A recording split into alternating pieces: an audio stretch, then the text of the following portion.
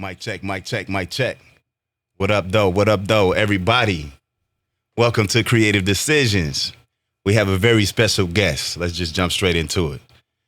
Mr. Patrick Patterson, a.k.a. Dr. Stich. Welcome, sir. Thank you for having me. Word 'em up. This is very cool.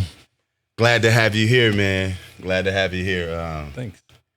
Just blessing the situation with the creativity. You know, me and you've been running into each other, having like short conversations about the grind, about being creative in business, and you know, you're schooling me on like what you do as far as the fashion and the sewing and stuff like that. So, can you talk more about telling people about what you do and things like that? My name is Patrick Patterson. My business is called the Dr. Stich Clothing Clinic. I'm not just an alteration shop from a stereotypical standpoint. I actually take a technical approach to alterations, meaning I do it so that it looks like it hasn't been touched. You know, you can like go to a dry cleaners and like, you know, you can actually see the work.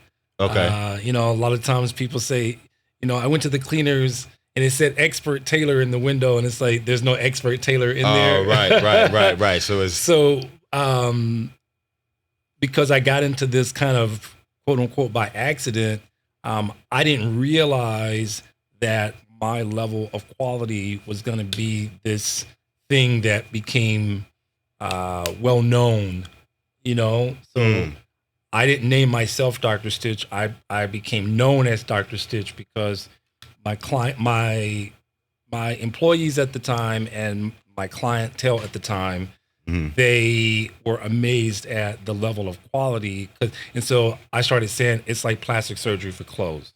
So that's where the concept of Dr. Stich Dr. came Stich, from. dang, that's what's up. That's what's up, Dr. Stich. And the rest is here and now. Yeah. You know what I mean? Yeah. Okay.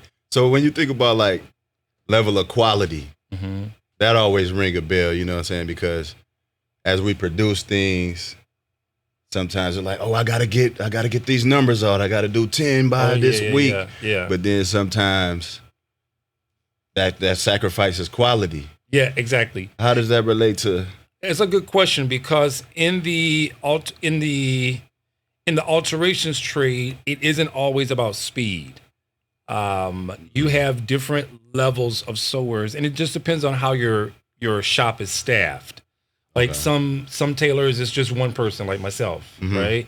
From time to time, I have an assistant, Maria, that comes in and she does the prep work.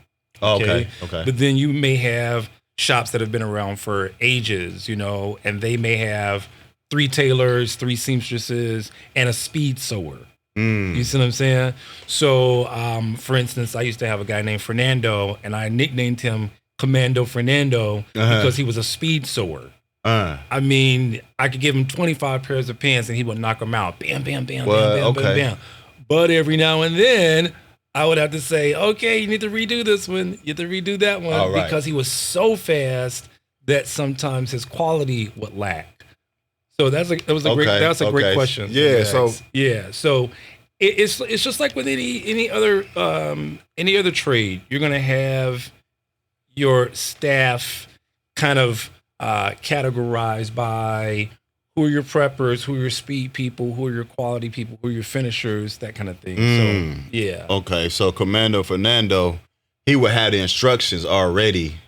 Right. In terms of like what you designed or what was supposed to be done. No, he's more, he would be like the streamline person. So like I would do like suits that have like, you know, got to take all the buttons off. You got to open up the lining. You got to do this. You got to do that. Okay. But where Fernando would do, I would have my assistants, they would prep like 25 pairs of pants. And then Fernando would just come in and do all the hemming, all the stitching. You see what I'm saying? Right, he could just knock it out. He's not quickly. a prepper. He's not a finisher. He's just a production sewer. Word. Yeah. Okay. So that's where the speed comes in. Yeah. And then you have your tailors and seamstresses that actually are fast at high-end procedures. So like I knew a guy named Jose. He was from Nordstrom.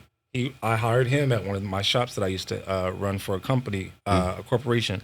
And he was really fast at tailoring men's suits. He could razor open a suit and finish and do it, boom, boom, boom, boom, boom. Okay. Whereas me, I'm like, I not trying to cut nothing. I'm not trying to. You see what I'm saying? Right. You taking a more I'm a little bit more. I'm right. a little slower at sewing. I'm not a speed sewer. Okay. I feel that. I know like the kids say, know your lane. Mm-hmm. Like I know my lane. Word. So in terms of like, you got tailors, you got speed sewers. Like, exactly. What are some of the position and what is your? Okay, so like my jacket says Patterson, CAT. So CAT is Certified Apparel Technician, and the 2 means level 2. Okay. So a CAT 1 is like a person who's like has like the basic skill set. Mm-hmm. Like those are your people who are like your preppers, okay, and your finishers. Okay. So they are the people who like they don't actually do the alteration, but they do the prep work. Mm-hmm. Like, they razor everything open. They take off all the buttons. Okay. You see what I'm saying? And then you have a level 2. That's a person that can do. I can do the prepping if I need to, but I can also perform the alteration. But I can also do the finishing. You see? Okay. And then I can also do fittings. I can do analyzing. I can do recuts. All of that. Then you have level 3, Certified Apparel Technician level 3, and that's a person who's been trained traditionally in tailoring. So they can do buttonholes by hand. They can do all that pick stitching on the edges. So it's about your skill set. Okay. So it's like CAT1, CAT2, CAT3. Right. But check this out. I coined that, and I wrote the education for it as well, because most tailor shops and most alterations businesses do not have education as their basis. Right. They don't. Okay. That's why you only see one Frank's, one Tino's. You only see one of those shops each, because nobody has taken the time to really parlay that experience into education. And then that education helps them to duplicate themselves. Right. They don't really. What do you think? Is they don't value the? No, I think it's tradition. I think it's just tradition. I think most tailors and alteration shops and seamstresses, they've just been accustomed to. I've had clientele for 20 years. I've had clientele for 30, 40 years. So they're not thinking about. Oh, so the producers of alterations and things are not thinking about. Yeah, they're not thinking about it because. Traditionally, the tailoring business is a one-shop only business. Okay. You see what I'm saying? Okay. It's kind of in a silo or whatever like that? No, it's just tradition. Like, over the years, okay, like, for instance, Frank's on Roosevelt Road. He's been there 30, 40, 50 years. Right. You see what I'm saying? But there's no Chicago College of Tailoring. You see what I'm saying? Okay. So nobody's turning out more tailors, more seamstresses. Right. Okay. It's not that that expansion is not exactly. in order. Okay. Is a tradition. The tailoring business is traditionally a one shop. It has a one shop arc. It opened in 1963, and it's just been in business all that time based on the clientele. You see? Okay. So it's like. It's not an industry that has really scaled because the labor is so expensive. You see? Okay. Like, imagine opening a McDonald's franchise and you can pay your people like $9, $10 an hour. Right. But you can't do that with a tailor shop. We're talking $20, $25, $30, $40, $50 an hour. In the door, just off the skill set. Okay. Yeah. So, So, like, when you think about your daily operation, like with me, you know, I may produce something for an artist that comes in like, I want to do a voiceover or I want to do a song or something like that. So I'll prep it like, okay, I get the tracks ready, ask them what their concept is and kind of go into a producer mind state to help them develop their vision. What is like your operation in terms of like when your clients request things, how does it go and how do you work it? It's very similar. That was one of the things that I had written down here. I say like, I liken I would say like the sister industry would be kind of like the culinary arts. Okay. Because you've got your preppers, you've got the people that chop the onions and like they call them the sous chefs, right? Right. So it's the same thing. Like your concept for a dish is like we'll sketch it out, whereas a chef may taste a little spice or put this with this and put this and like, oh, I want to mix this with that. So it's like you have the idea, you have the sketch, you may write out your recipe. So the recipe is like their sketch, whereas we're sketching out the garment.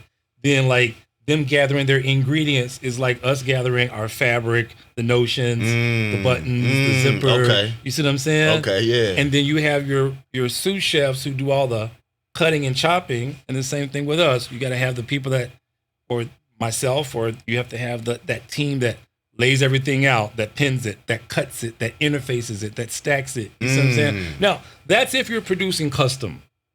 Okay. You see, because custom. that's Custom is. There's three type of things. There's three lanes, I guess you could say, that a person like myself can operate in. I'm able to do product development, so I can help the client from concept to product. Okay, just from the idea, just exactly. Okay. But then I can also do custom, where like you want a jacket. I mean, I could do vintage transformation. So like if you brought a jacket in from like 1952 that your dad had, and you say like, hey, I like this, but I want to modernize this collar. So I can customize it, right? But then I can also do alterations. Okay.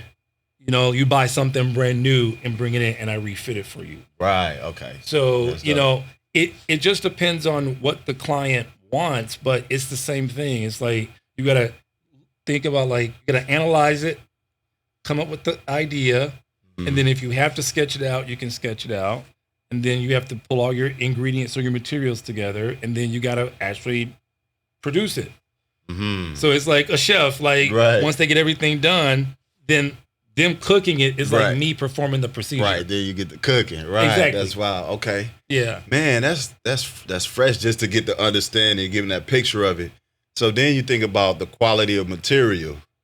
You know what I mean? Because you think about like fast food versus organic fresh. Or organic fresh. Yeah. Like so. It's interesting.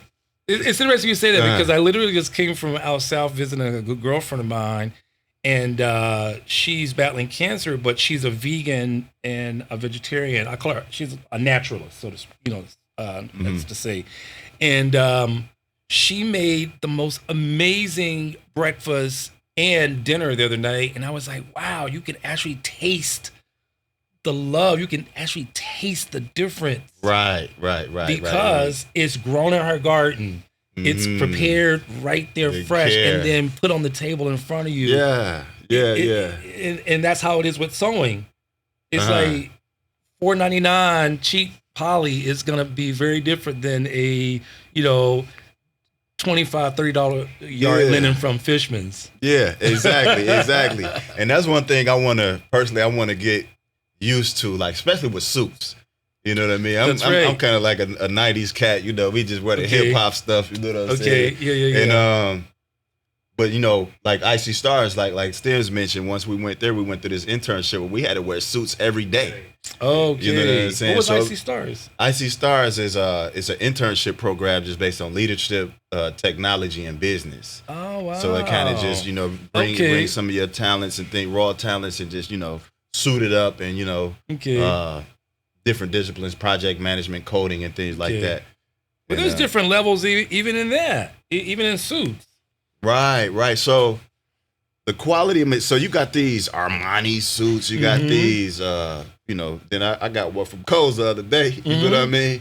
But I felt fresh though, you know what I mean? I practiced my TED Talk in it, you know what I mean? So, but one of my friends was like, that's a nice suit, but I could see you with more. I'm like, okay, well, where is that at and how is it? So yeah, how can you speak to recognizing that? Everything's changed. Like I was saying earlier, like I used to be a tailor at large for Back Rack. Remember Back Rack? Yeah, right. A lot of the young people don't realize, don't remember. They don't know what Back Rack was. It was kind of like the Marshalls. Yeah, Back Rack was like, that was the thing back in the 80s and 90s. Right. Like my dad's a pastor, and like he shopped at Back Rack. A lot of pastors shopped at Back Rack. Right. It was like you had three different crowds. You had the Stacey Adams crowd. Mm-hmm. You had the Stacey Adams client. Right. You got the back rack client, and then you had the Joseph Abood and the what was that Alexander Julian colors. Remember that back in the day?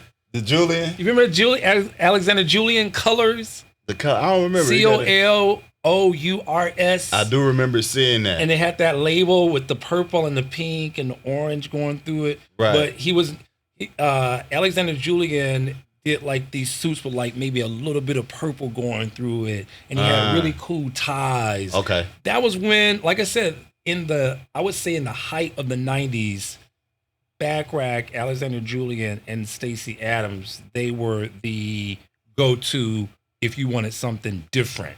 And Backrack was mall-based, but they had their own tailors on staff. Okay. So Backrack had different levels of suits. So they had you had your $100 suit, then you had your $300 suit, then you had your $600-$700 suit. Okay. But the reason why they were so successful is because they were good at getting that midpoint guy. Right. He didn't want to spend $700, but he'd spend $350 on a suit. Right. It's accessible. And he'd buy 2 or 3 suits at that price point. But you could still have that style. Exactly. You can still have that style. Yeah. Too.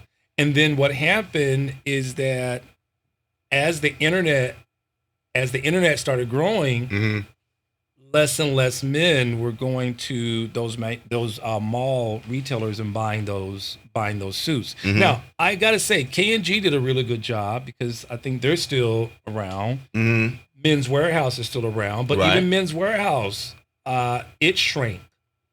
It shrank in size. Backrack is completely gone, but Men's Warehouse shrank. But getting back to, I was a tailor at large for Backrack for 3 stores, and during that 2007, 2008 period when the market crash happened, they started making a lot of changes and they started shrinking their store size and they started shrinking their alterations departments. Right.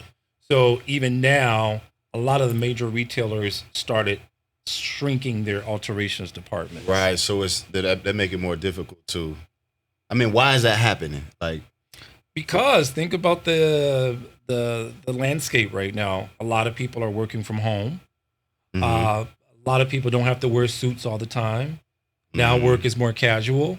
And you've got a whole nother generation of young men and women who are in technology.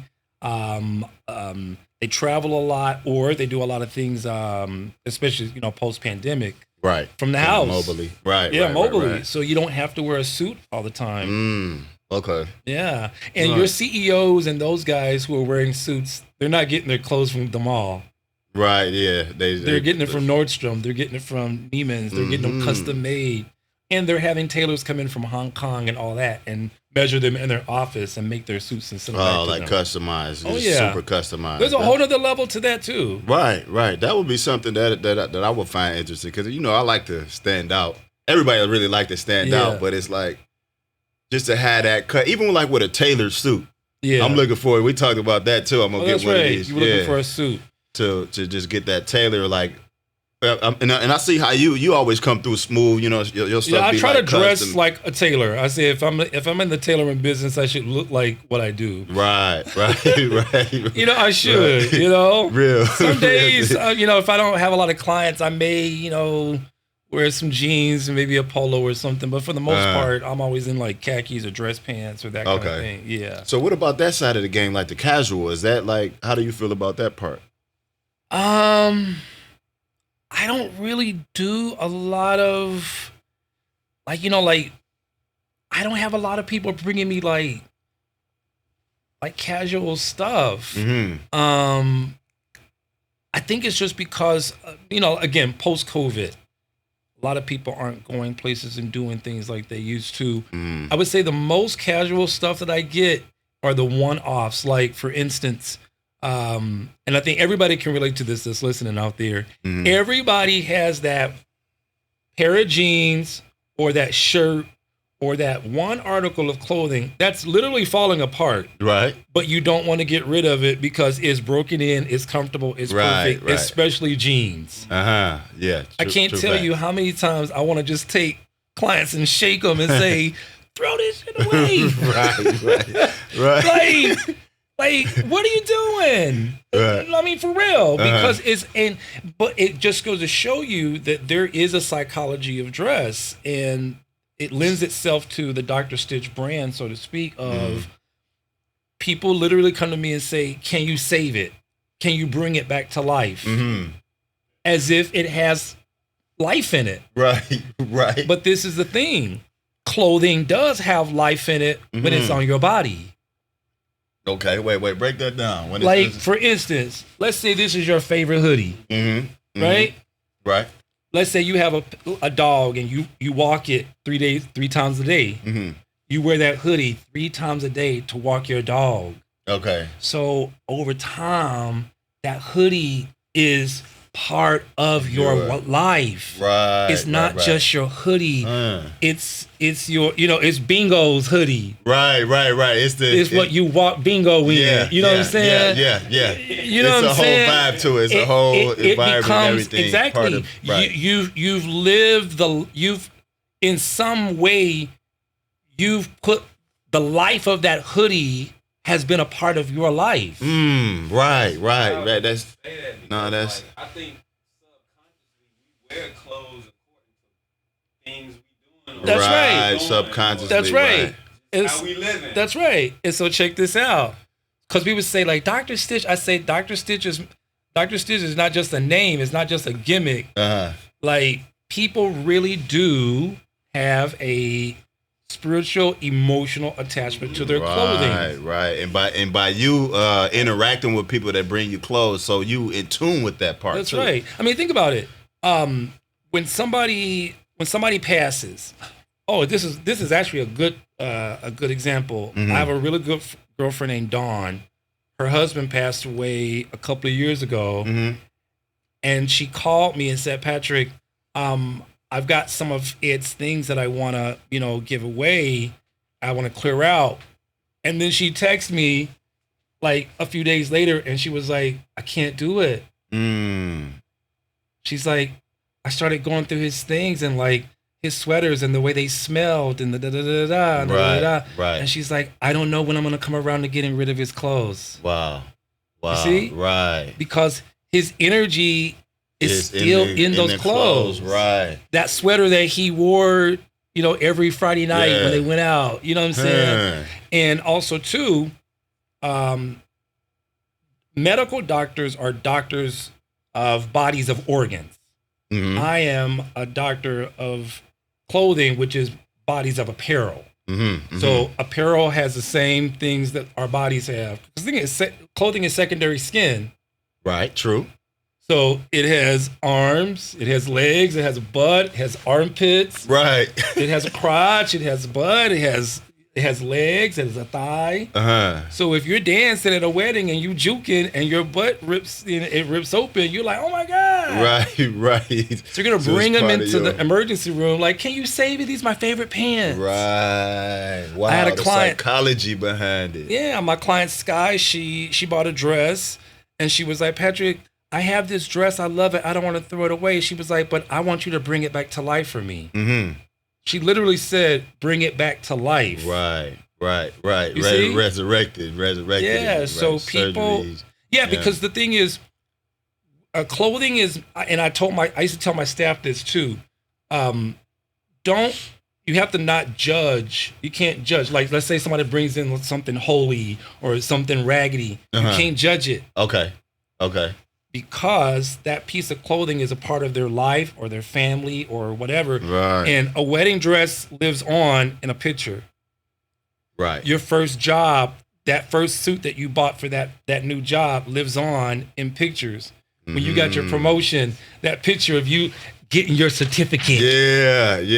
That suit lives on in pictures. Exactly. I remember my sister sent me this middle school picture and I had this shirt. Yeah. And I remember when I got it, I was with my mom, like, yeah, that's going to be me. I came through, funky fresh like this. She sent me the picture. I was like, that's my shirt right there. Like, it took me to a whole nother dimension of that time. So that's wild that to be able to be in tune with that.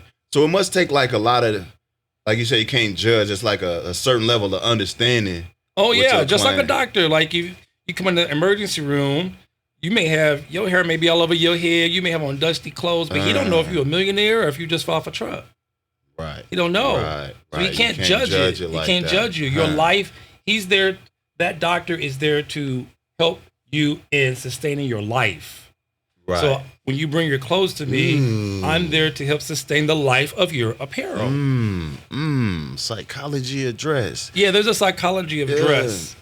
So just taking it back to the psychology of dress and then the suits, like personally, because it's really that too. like that part it's like too. So just right quick, like when I put a suit on, it's like a different. First of all, put it like this: I see how other people look differently at it. Mm-hmm. You know, the last time I wore a suit, people were like, I didn't even recognize you. I'm like, yo, I'm the same.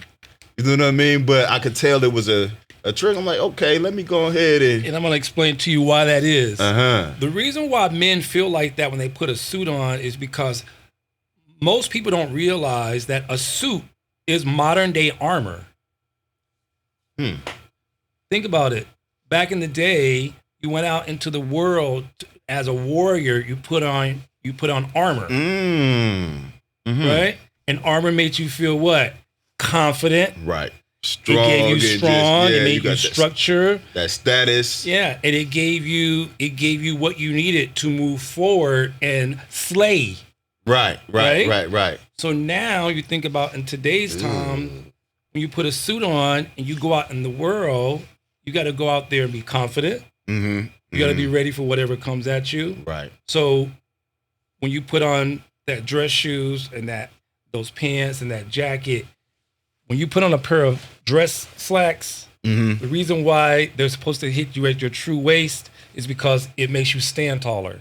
When you get a bespoke suit made custom, the armhole is a little higher because it forces you to lift your shoulders. Okay. When you buy a suit off the rack mass market, everything's kind of oversized. Right. The sleeves, the armhole's a little lower. You know what I'm saying? It's got more room in it. But when you get a bespoke suit made, I have a client named Darian that does custom suits. And a lot of the guys, when their jacket comes in, they're like, the armhole feels a little weird. I'm like, that's on purpose because it forces you to stand taller. Right. You see? On the armor when you have a suit on, it's supposed to improve your posture. And that's why people don't recognize you when you're dressed up because it's like, oh, snap. And the shoulder pads make you see how the shoulder pads raise your shoulders. Makes a lot of sense, man. I never realized that, man. Yeah. And check this out. A lot of the high school students who never put a suit on in their life, they wear the baggy pants and the baggy clothes. When they get their prom suit or their graduation suit, when they come out the dress room, they be pimping. Right. Like they had that swag. Right. You know what I'm saying? Right. Like yeah. they like, oh man. I'm like, you ain't used to that. They're like, now I get it. I get it. Yeah, so that's why I love oh God, what is his name? Nick Cannon. You see how he always have a cold suit on? Right. He stay fresh. Yeah, always. He represents. Look at Steve Harvey. Always got a cold suit on. And he evolved too. So Steve they understand the psychology of That's it. Right. Steve used to always wear those big suits and stuff on stage when he was like in that beginning, right? Yeah. And as his money grew, his level of tailors grew. Okay. You see? Yeah. Right, so now that he's like in the multi-hundreds of millions bracket, his suits reflect that. Right. That's right. His posture is different. Your financial posture is different, and now your clothing posture is different. Right. Is that something that you would dabble in or interested in, like that? Because some of the NBA players and stars have like that one person, that one stylist, or that's a stylist though. And this is the other thing too. I am not a tailor, like a traditional tailor. Okay. A tailor is someone who's been trained to measure the body, and then on just plain yardage, they put a couple of specs here, a couple of marks here, a couple of marks here, and then they just draw out the suit, cut it, then they fit it on your body. Okay. And shape it around you. That's a tailor. Okay. And then there are tailors who do alterations but don't do tailored suits. You see what I'm saying? So the alteration is different because... That's right. Alterations is taking something that's already produced and you can adjust it or alter it or you can customize it. Okay. So that's why I coined the term Certified Apparel Technician, because there was no term for people who are just experts at alterations. Oh, okay. You see, it's so easy to throw that tailor term out there. Yeah. Like, oh man, you a tailor. I even had people call me a seamstress. I'm like, no, Right. seamstresses Right. are people that work in a factory who just seam. That's what they do. Okay.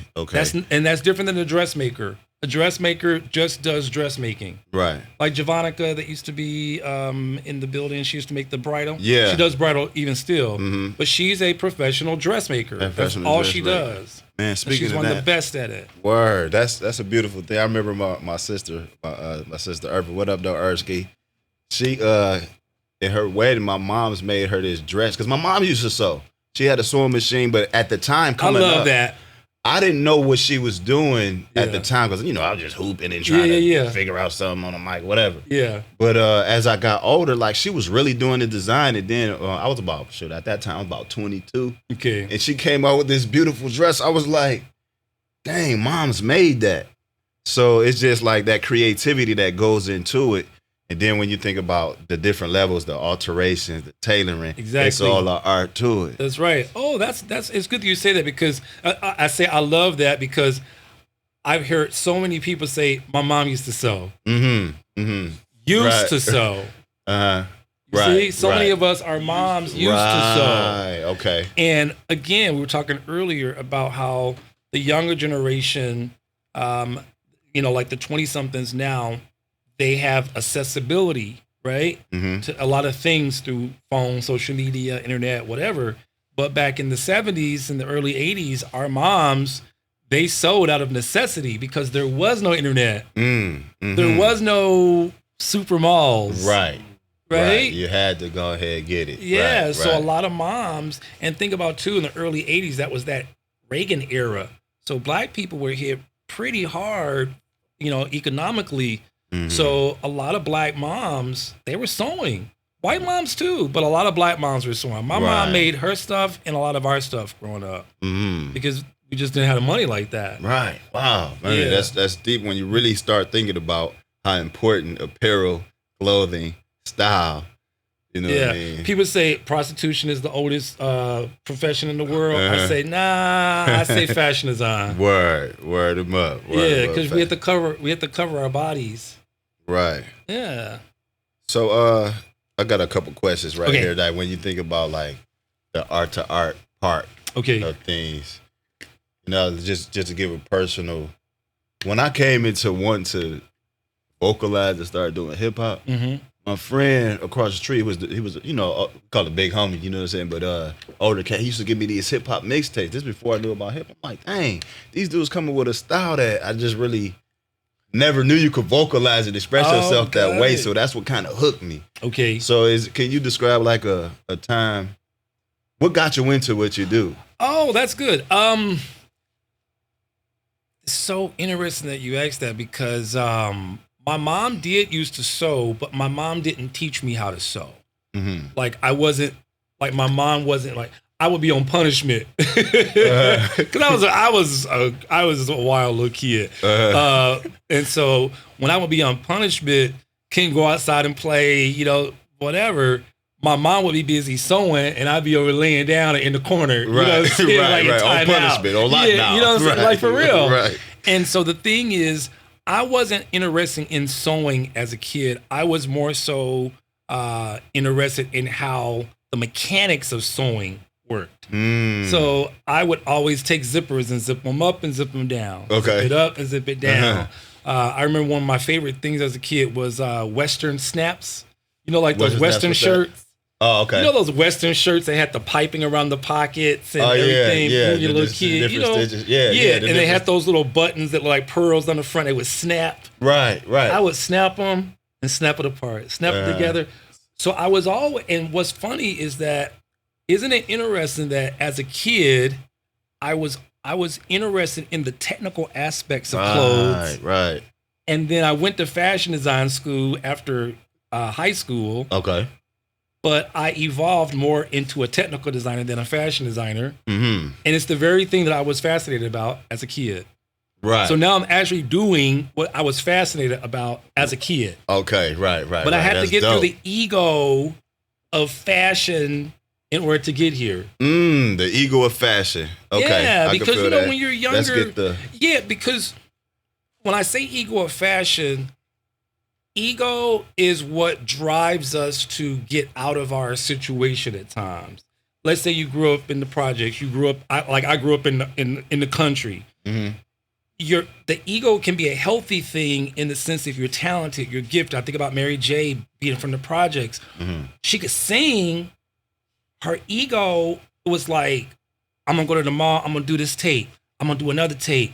I'm working this job. I'm gonna go do another tape. Mm-hmm. So you get to become known as, oh, Mary can sing. Oh, get married. Right. Get married. Mm-hmm. So the ego keeps you driven. Okay. Right. True facts. Right. Ego keeps you driven. But once you get in the industry and you realize like, oh, it's more to it than just being good. Yeah.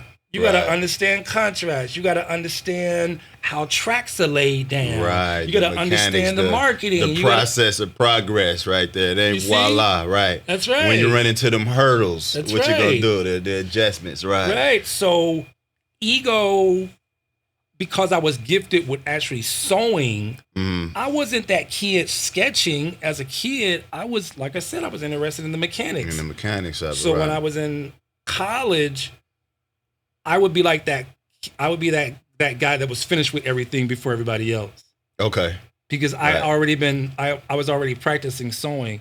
I started sewing on a sewing machine when I was 15 years old with nobody training me. Like a kid that can sit down at a piano and just start playing Mozart without any training. Oh, word. So that's how it was with a sewing self-taught machine. with it. Right. That's dope. That's fresh. It shocked my mom too. She was like, how in the world do you know how to sew like this? And you weren't in the house sewing as a kid. Right. What they say, you got it for real. I was like a prodigy. I didn't even realize it though. Right. So ego, I had to get out of the ego of being like a famous designer. Okay. That's what I mean. Is that one part, at what point you were on that? Like, I think college sets you up for that though. Okay. Yeah, because think about it. Design school was not a design company. It was design school teaches you the skill set and teaches you to compete. Doesn't teach you how to be a successful business owner. I didn't go to fashion business school. I went to fashion design school. Okay. That part. Right. That part is different. So college, you pay to go to college, and college puts you through a course to feed your ego. So most college students get out of college and they're still driving based on ego. Yeah. I won 15 awards. Right, won 15. That's right. Right. Okay. That's right. Right, just living on that one trophy. That's right. Exactly. You know what I mean? Because you won the best design competition, because you won the best dress competition. Oh, you think you all that. Right. I moved to New York in 2001. Okay. And I did all these interviews and they kept saying, "Where's your technical experience? Where's your technical experience?" And I was like, "What?" They were like, "Where's your experience?" And I was like, "I'm an award-winning designer. What are you talking about?" Right. Okay. Right. You see? Yeah. It's like it's that humbling effect when you really That's right. go through your path and run into them certain. That's right. There's more to it than just your talent. You gotta have an actual skill set. Right. No, that's true facts right there. Yeah, it's like you being are you an actual rapper or singer yourself? I rap, producing. I got into. I used to make beats on the table in the lunchroom. Oh, wow. You know what I mean? You were that kid. Yeah, boom, basketball team coming up with different little chants. And then I would say little stuff at certain times like, boom, them ain't silk. Boom, pass me your chocolate milk. You know, I might just like silly stuff. But people were like, man, I like how your flow. I know you're playing around, but it was straight. So I kind of went into it from that. Yeah. But then to your point of like the technical side, when I started going to the studio, some of the engineers, they wouldn't really care about what you was recording. So I'm like, man, I got to learn how to really record. Like, let me get into it. It ain't just about rapping and music or the beats. It's like, let me see what this record button do, and let me see how this mic really accentuate the voice. So the technical aspect is very important. That's right. To emphasize your talent. Absolutely. That's a full circle right there. That's what up. So what's right now? Do you have a certain style that you, in terms of what you do? Is it like a certain style that you're known for that you want to make sure you're? I am. It's basically like what my specialties are. I mostly do men's suits. Okay. Like recuts. I do a lot of pant recuts. Like I just had a guy contact me today. He's got 7 pairs of pants he wants to bring in to have resized. He must have lost weight. Okay, resized. Yeah, so I do a lot of recuts on suits. And then women, on the women's side, I don't do a lot of women's alterations, but I do a lot of vintage things for women. Okay. So I did a dress from like the 40s for a young lady who's a vintage enthusiast. And she brought me a silk chiffon dress from the 40s. And I'm telling you, that thing was so delicate. And I had to like take all the little stitches out and all the little stitches out and expand it. And then I had to open it up and put an invisible zipper on the side. Oh, snap. Yeah, and it fit her perfect. Wow, okay. A cleaners is not going to do that. Right, no, you can't get that around. You can't get that around the corner. Exactly. Right, you got to go to and Dr. Stich also, too, Cysion, just because a person is a fashion designer and can sew does not mean that they can do alterations. Okay. So there's something to look out for in terms of like when people say they could do this stuff. Exactly. Right. Yeah. So it's a refined skill set. Right exactly. There. That's one thing I wanted to know, because you talk about expanding and then like, so is it? I imagine it's more difficult to like, if I get some like a jacket that's small. That's right. It's right, more like, difficult to expand something. It's easier to take something in. Right. Okay. And that has its limits too, because let's say like a men's suit. Let's say you bought a suit and it was a size too big, right? But you really, really loved it. Right. Now, there's going to be 2 ways that I can do that. I can take it in so far and leave the shoulders kind of wide and just kind of make it work because you've got a funeral or you've got a wedding or you've got some quick meeting you need to go to and you just need it altered, right? Or I can say like, okay, spend a few $100s and I can take this sleeve out, recut this shoulder, put it back together again and fit it to you. So that's customize it. Okay. You see what I'm saying? Customizing too. So I can alter it, I can customize it, but I don't really do custom. You see? Okay. That's where you go to an actual, that's right. That's where you go to a traditional tailor and have them to measure. And yeah, and so that's why I'm not CAT3. Okay. You see? If I was to go to London or New York or study under a tailor and get that tailoring experience, then I would go up a notch. Okay. Gotcha. Yeah. Gotcha. I feel where you're going as far as the process. Now, in terms of like so like I know it's hard to go from small to bigger, right, in terms of clothing, but like what's the limit from like big to like small? Like how big could you go? That's a good question. In order to like with men's suits, I might see some pants that's a 42, right, and I wear 30. You know, like you know what? That's a good question. With pants, you could go like maybe up 2 sizes, and I can recut them down size. Yeah, okay. Because with a pant, it's bigger in the back and smaller in the front. Okay. So no matter how much weight you gain, your body grows outward to the back, not to the front. Okay. Okay.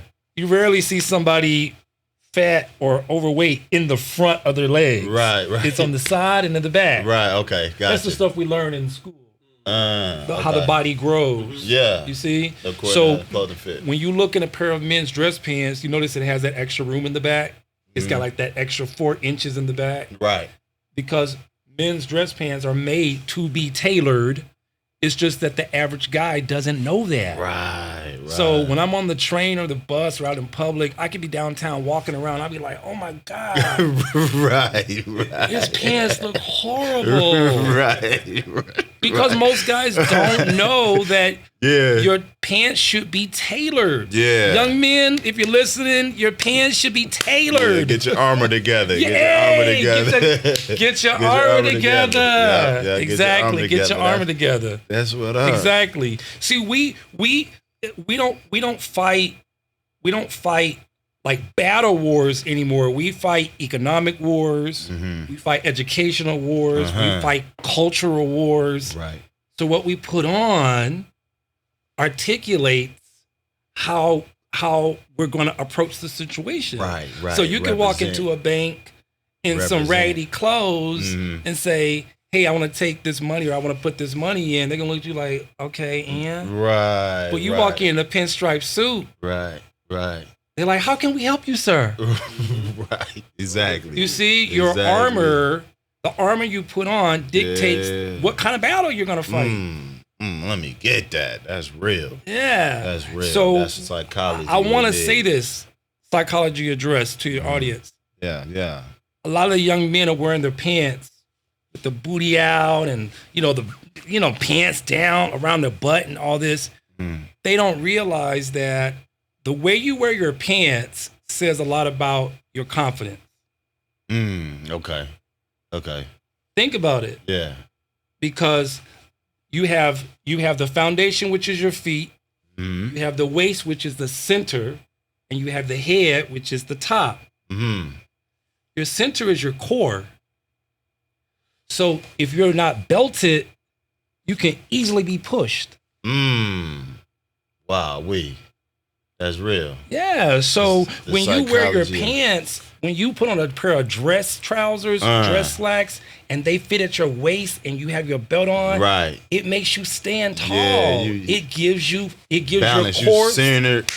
Balance, core strength. It represent That's right. more than just That's right. these trends. That's right. Why you think black men were so feared in the 50s, in the 60s? Because we got dressed and took it to the streets. Suited and booted. We were secured at our core. Right. Represent. You understand me? Yeah. We were secure at our core. We wore jackets. We wore dress pants.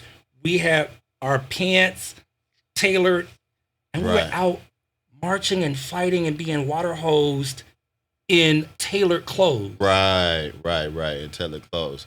The strength of it. Now, let me tell you something. Yeah. If our young men today all put on dress pants and suits and walked around, it would confuse the out of people. Crime would drop. Police would not know what to do. Wow. Right. We need to do that. So that's a big part of the. That's why I'm saying it. Push. Right. Exactly. That's why I'm saying it. Man, I'm Our glad you're young saying men don't realize that the way they're dressing is articulating something to the outer culture.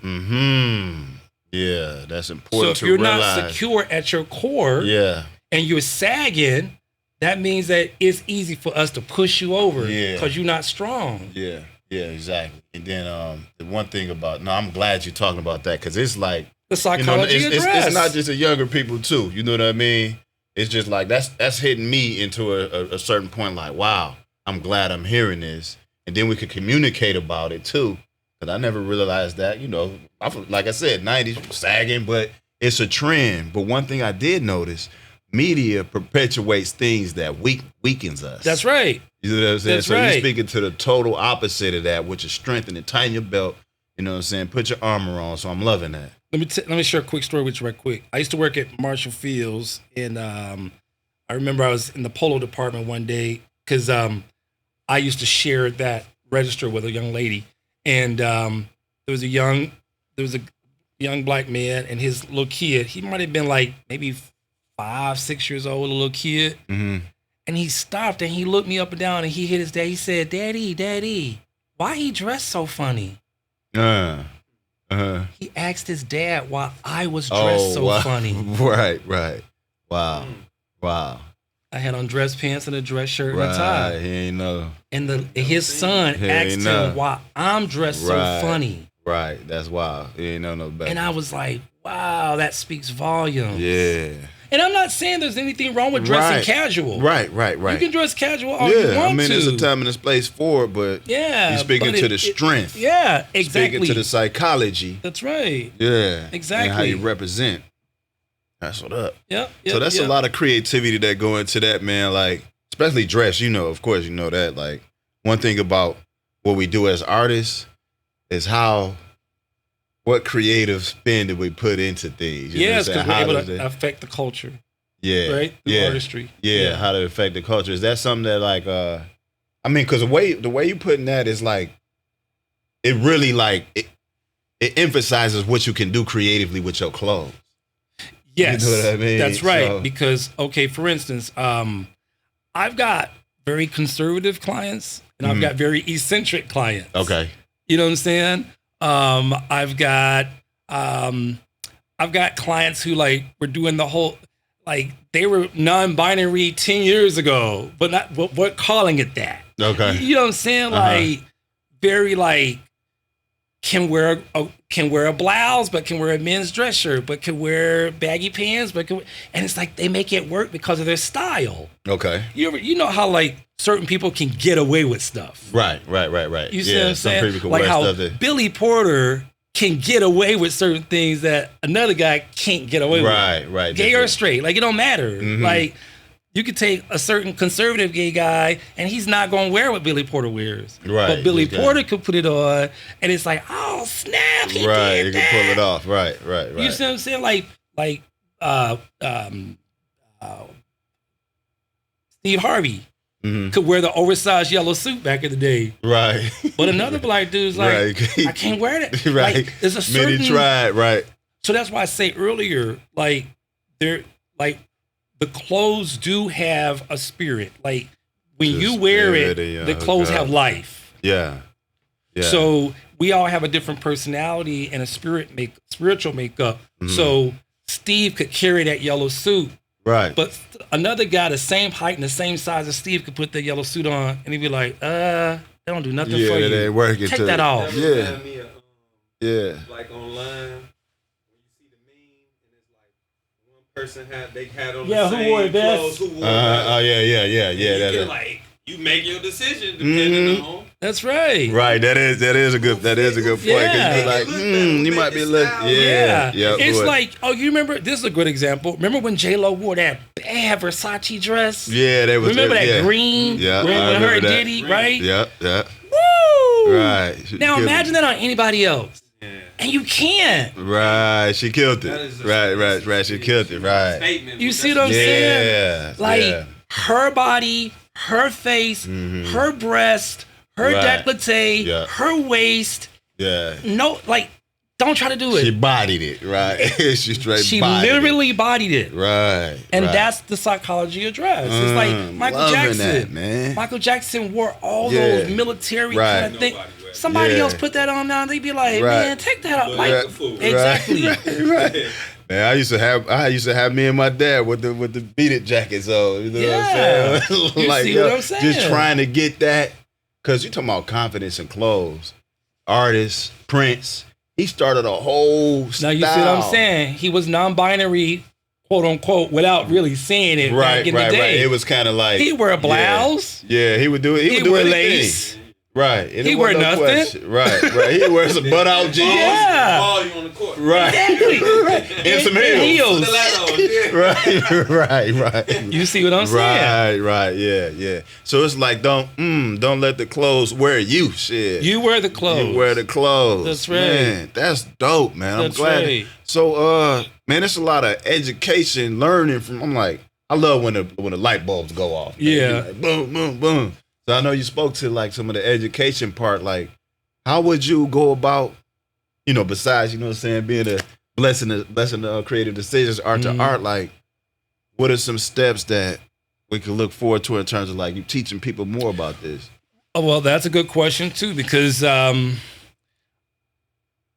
real talk, I have been banging on doors for at least 10 years trying to get city colleges, Chicago public schools, the mayor, I've been trying to get so many different after school matters. I've been talking to principals, teachers, trying to get sewing back on track in the education system. Okay. I created the Dr. Stich certification course to train people in the top 10 alterations. Okay. The top like levels. Men's suits, shirts, jeans, that kind of thing. But it's been difficult finding someone who wants to partner or fund that education, because again, sewing education is expensive. Okay. It is just the entry price. That's right. The equipment, the material, and all that. That's right. You've got a sewing machine that's like minimum $800 to start. Right. So now you talk about teaching. We're talking about I need 10 machines. Right. I need 5 machines. I need 5 sergers, or I need 3 sergers. So you got equipment, and then on top of that, you need the space, and then on top of that, you need all the tools and the supplies, and then you have myself as the instructor, and you have the education materials. So it's going to take money and time to develop that. Okay. The starting, it would take about $125,000. That's the starting point just to open one alteration shop with top tier tailors. You got to have that up front. Okay. Because when you recruit for those tailors, you have to be able to have that type of money in order to hire somebody from a Nordstrom. Or hire somebody from a Neiman Marcus. Okay. Yeah, that makes sense now to come together. It's a fine art. That's right. Yeah. Exactly. I'm glad you say that too, because that leads into the education part. Because fashion design schools have been so prominent at the college level, high schoolers don't think about that in between. It's just like, I want to be a fashion designer. Right. But nobody raises their hand and says, I want to be an apparel technician. Right. Nobody raises their hand and says, I want to work in a factory. Yeah. Nobody raises their hand and says, I want to hem pants for a living. Yeah, that ain't the... Because they don't realize that once the clothes get to the retailer, after the customer buys it, they have to go and get it fitted by somebody. So design schools need to implement alteration classes or an alterations course, or offer a degree in alterations. And they don't have nothing like that. They do not have it. Wow. Right. That's crucial. Exactly. It's a crucial point in the whole game. No. You know what? No. No. It evolved. What happened is that it evolved because fast fashion and the rise of the internet, it grew so fast, it sucked our sewing industry out of the United States. The true. Right. So if we're nutrients of it. That's right. Yeah. So if we're not seeing the sewing, we don't really notice that it's not there. Right. It's not being appreciated. You see? Fast fashion for like fast food. Sight out of mind. Exactly. Right. That's right. So a lot of people don't realize that Labor Day, we have Labor Day and we have the 40-hour work week and we have a lunch break and all that because of the sewing industry. There's a placard on the corner of 19th and Halstead. There was the Amalgamated Sewing Association, like that was the union here in Chicago. Okay. On 19th and Halstead. Right, okay. That was a huge sewing factory. Right. Way back. Like in the, like early 1900s. Right. Wow. Right. Because we had sewing in this country. When I was growing up in Mississippi, there was this company called Prentice Manufacturing. Prentice Manufacturing made Calvin Klein jeans. Why? Because there was no internet. Calvin Klein was Calvin Klein because he was a real American designer. He was from New York City. He designed these jeans. Right. They fit a certain way. They cost a certain price point, and they were made in the USA. People would be hard to believe that Calvin Klein was produced in Mississippi at a company called Prentice Manufacturing. Wow. Right. Levi's, Jordache, a lot of those brands were made at Prentice Manufacturing in Mississippi. Just going through that. Right. Because the demand was so high for jeans in the 80s, in America, we had an industry to sustain it. Right. My mom had a job because Calvin Klein's jeans were selling so well. Think about that. Right. Whereas today, everything you buy is either made in China or made in Ecuador or made in Bangladesh or made in someplace you can't even pronounce. Right. Okay. You see? Yeah. So that crucial part of the building, the material, needs to be back. Right. So, but about the education. So the thing is, think about it. If there was no internet and there was no rise of high fashion, sewing would still be seen. Mm-hmm. You would still know somebody that worked at a factory. Right. I would probably have a job as a technician at a factory. Right. You would see it. You would see like, yeah. But if you go online and you put in apparel technician position Chicago, nothing comes up. Right. Nothing comes up there. So that's like, because there's no sewing industry. There's no major sewing industry here. Right. So you want to really just resurface it. I went to New York a few years ago with a client where I was doing some product development for him, and he was in the neckwear business. Mm-hmm. And we went to the New York Fashion Center, and they said there's only 2 people left who do neckwear. I was like, what? They're like, yep, there's an older guy who does neckwear by hand. Okay. And then there's the Brooks Brothers factory, I think, in the Bronx. Right. That's it. Man, so that's a loss. Because why? Men are not wearing ties the way they used to. They're not. Man. Okay. You can wear a suit to work, but you may not wear a tie. Yeah. So it's like tie sales have gone down. Yeah, because again, there was in the 50s and the 60s and the 70s and the 80s, men got dressed and went to work. Right. In the 60s, black men put a tie on just to go get a sandwich. Yeah. Because of the armor up and because of the representation. You got dressed. Yeah. You got dressed. You got fresh. You got dressed. It's like the last of a dying thread in a way. Yeah. But I like that aspect because for me, it really just see how important it go to talent. It's how you wrap your talent. You say you got the talent, but you got to get the technical aspect to push your stuff. You know what I mean? Whether it's business, like you sign a contract, hold on, let's change this part. I know I can produce this many sales. So you get into the technical.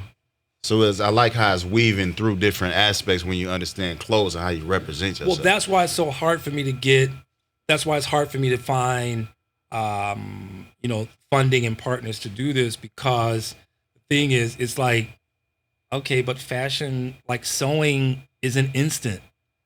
Like it's different than technology. Like if I was developing an app, I could find funding. Right, like that. If I was developing a STEM school, I could find funding. If I was developing something car related, or I designed this drone that brings such and such, I could find funding. Yeah, real quick. But to teach sewing, it's like people are like, what? Right. Okay, what that do? What's my return on investment? Right. Like how I'm gonna get it? Because think about it. I tell people all this. They say, Patrick, I'm surprised that you ain't doing this and you're not doing that. I'm like, yeah, because it's easier to open a coffee shop than it is to open up an alteration shop. Right. Because nothing's automated in my business. You go to a coffee shop, you push a button, the beans are ground. Right. You push a button, the coffee brews. Real easy. You push a button and the coffee comes out. Right. The person just rings it up. That's wild. Puts it in a cup, gives it to you.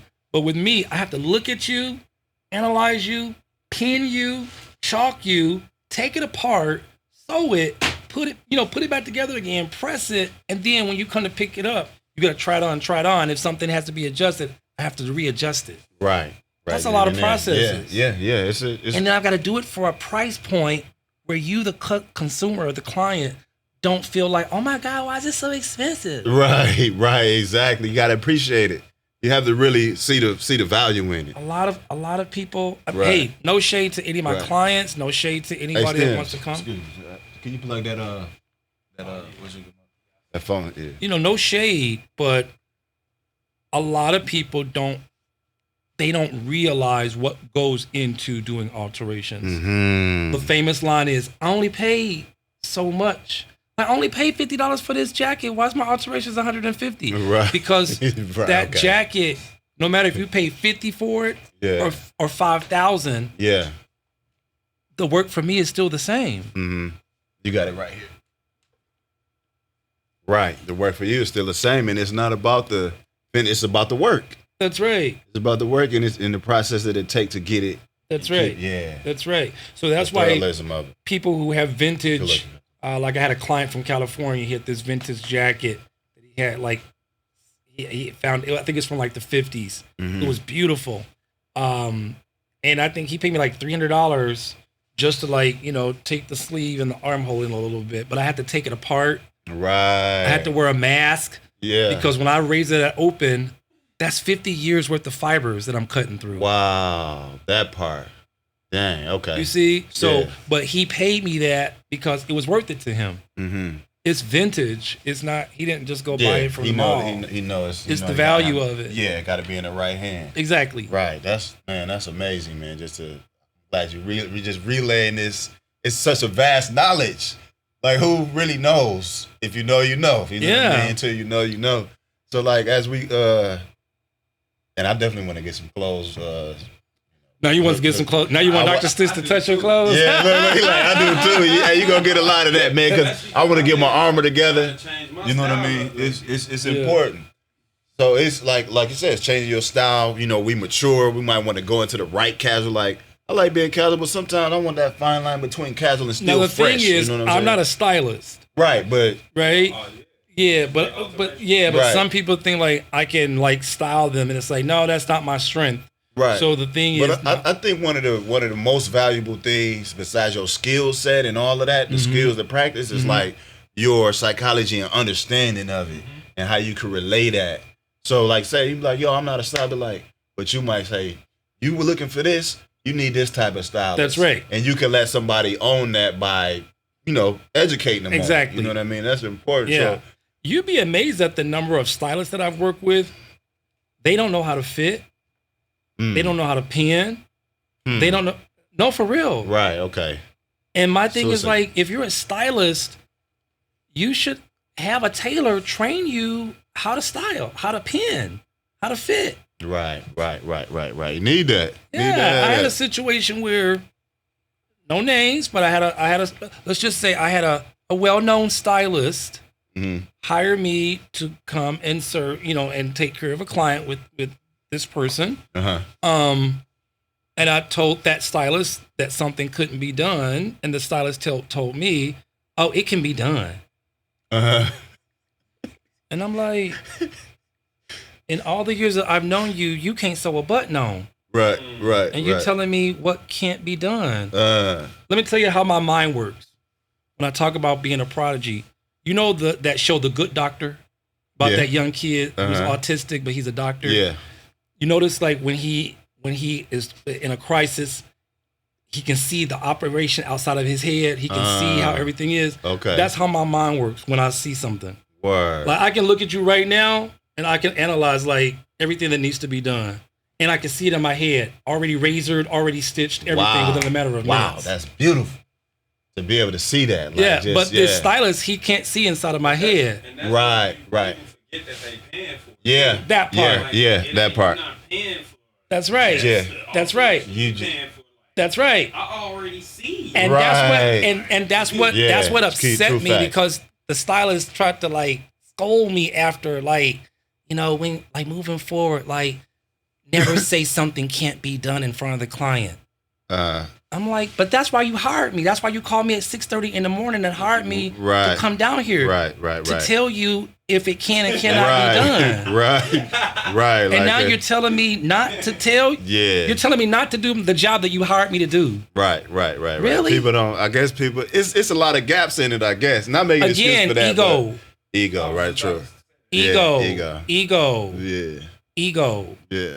You're not a tailor. You're not a technical designer. So how are you telling me that something can't be done? Do that. Right. Just to when I already see it in my head the whole development within 5 minutes. Right. That's my gift. Your gift is the style. My gift is the fit. Right. So you respect my process the way I respect your process. You got to. Literally. No, for real. Cysion. I've had so many people bring me stuff that the cleaners, they've gone to 3-4 places and people have told them no.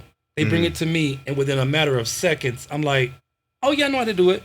Right. They're like, really? Right. Right. But this is the honest to God truth. This is the challenge though.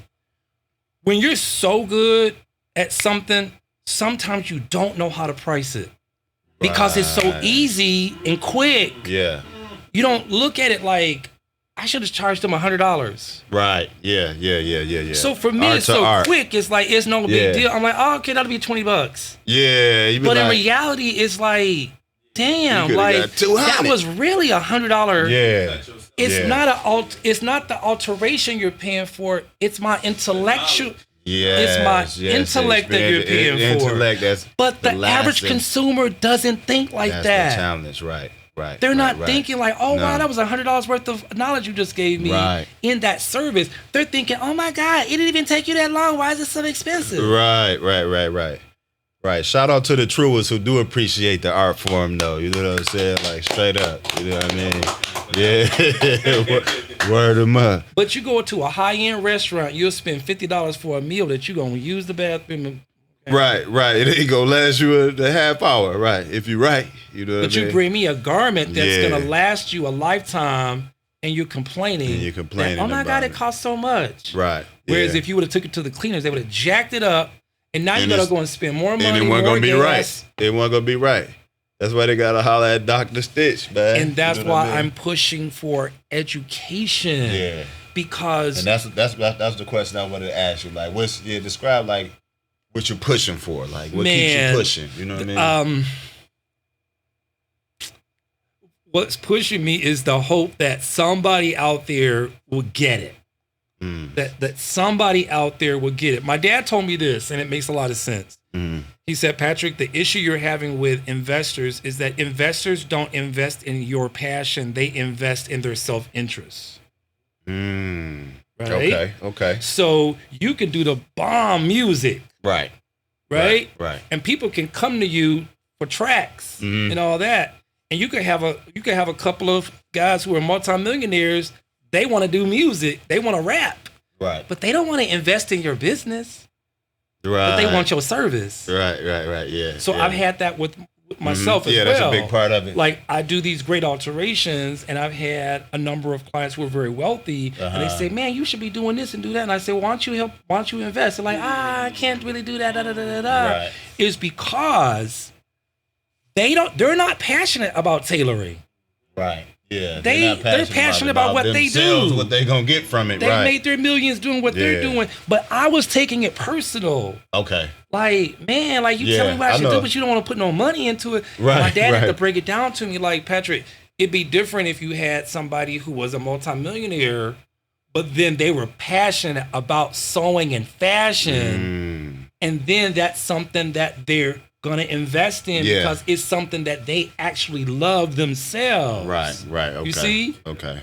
Yeah. And so that's what's happening with the education system is that everything is technology based. A lot of education is STEM, science, technology, right? Yeah. What's the E? Engineering, mathematics.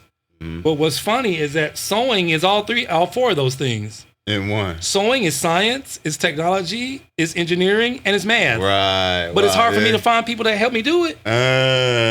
Right. So that's somebody out there help me make it make sense. People need to be educated, man. I'm glad you came into this. This is gonna be huge, man. I appreciate it. I can honestly say I think I needed this moment. Word, man. That's what's because I've been banging my head against the wall for like 12 years, man. Even in passing when we had conversation, like, man, Dr. Stich just own it. Because, as artists and as creators and as people that, just, making careers out of what we do, I can be like, man, I could talk to you for 1 minute and be like, bring back in here. I had to sit down. I'm like, what? You know what I mean? Like you put something on my mind. Yeah, it's a real grind work. So that's appreciated, man. Yeah. So just tell the people where they can find you or you can my website is wefixclothes.com. You can find wefixclothes.com. Wefixclothes.com. Instagram is at wefixclothes. Okay. Those two things. Check that out, y'all, right quick. Yeah, those two things will show you the actual work work that I do. Okay. Okay.